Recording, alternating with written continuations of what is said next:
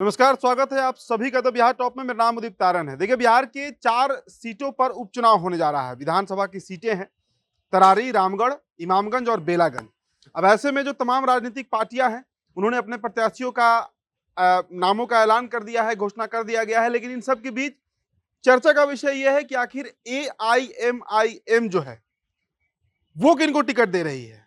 क्या वो चुनावी मैदान में है या चुनावी मैदान से बाहर हो चुके हैं। अब इस पर 22 तारीख को पटना में एक अहम बैठक होने जा रही है, जिस दिन प्रत्याशियों के नाम का ऐलान कर दिया जाएगा। लेकिन एआईएमआईएम के जो सोर्सेज हैं, जो सूत्र हैं, जिनसे आज हमारी बातचीत हुई, तो कई तरह की नई बातें निकलकर सामने आई है, जो आपसे इस वीडियो में हम साझा करने जा रहे हैं।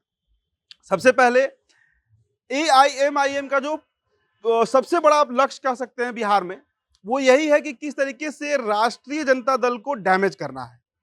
और बार बार हम चर्चा करते हैं बेलागंज सीट की, इमामगंज सीट की, जहां पर मुस्लिम वोटर जो हैं वो अच्छी खासी संख्या में है। बेलागंज में तो करीब 45 से 50 हजार के आसपास मुस्लिम वोटर बताए जाते हैं। और उन्हीं के बदौलत सुरेंद्र यादव जो हैं, वो बेलागंज से जब भी चुनाव लड़े, चुनाव जीतते आए। चूंकि एक तरफा वोट जो मुसलमानों का है, वो राजद को मिलते रहा है।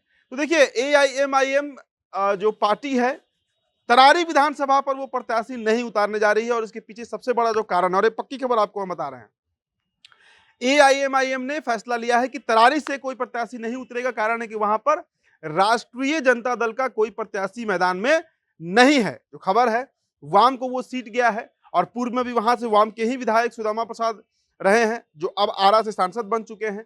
तो तरारी सीट से इस बार राजू यादव जो है, लेफ्ट की तरफ से, वो प्रत्याशी बनाए गए हैं। विशाल जो है वो बीजेपी की तरफ से है, सुनील पांडे के जो बेटे हैं वो चुनाव लड़ रहे हैं। तो तरारी विधानसभा सीट से भले ही प्रशांत किशोर की पार्टी चुनाव लड़ रही है, लेकिन एआईएमआईएम जो है वो तरारी से चुनाव नहीं लड़ रही है। जहां तक रामगढ़ के गुणागणित का सवाल है कि रामगढ़ में क्या होगा, तो रामगढ़ में देखिए, एक तरफ अशोक कुमार सिंह है, जो बीजेपी से प्रत्याशी बनाए गए हैं, जो पूर्व में विधायक भी रहे हैं 2015 में जीतकर। इधर से जो राष्ट्रीय जनता दल की तरफ से है, जो चर्चा है कि अजीत सिंह जो है वो प्रत्याशी बनाए जाएंगे, जगदानंद सिंह के छोटे बेटे। बसपा के साथ हो सकता है, इसकी संभावना जताई गई है, हालांकि अभी ये फाइनल नहीं है। इस तरह तरारी का फाइनल है कि वहां से नहीं लड़ेगी एआईएमआईएम। रामगढ़ में ये हो सकता है कि बसपा का जो प्रत्याशी चुनावी मैदान में उतरेगा, चूंकि बसपा वहां पर एक मजबूत पार्टी के तौर पर लड़ते रही है।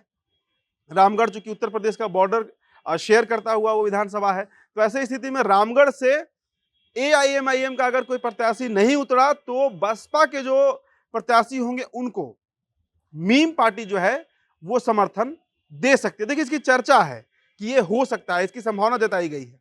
अब जो 2 विधानसभा सीटें बच रही हैं, इमामगंज और बेलागंज, तो बेलागंज से प्रत्याशी लगभग फाइनल कर लिए गए हैं।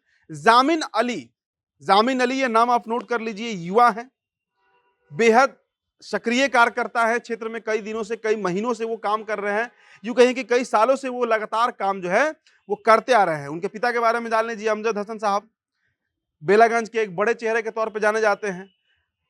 1995 में विधानसभा चुनाव लड़े हैं, जब समता पार्टी हुआ करती थी, और नीतीश कुमार के बेहद करीबी नेताओं में वो शुमार रहे हैं। मतलब उनका रिश्ता जो है वो नीतीश कुमार से काफी अच्छा रहा है। जो उस क्षेत्र के लोग जो फीडबैक दे रहे हैं, तो जामिन अली जो है, उनको एआईएमआईएम जो है वो इस बार टिकट देने जा रही है। ये पक्की खबर निकलकर सामने आ रही है। तो आपको बताएं कि इमामगंज से मुकाबला जो है वो चौतरफा होने जा रहा है। एक तरफ सुरेंद्र यादव के बेटे हैं, जिनकी खबर है कि वो चुनाव लड़ेंगे।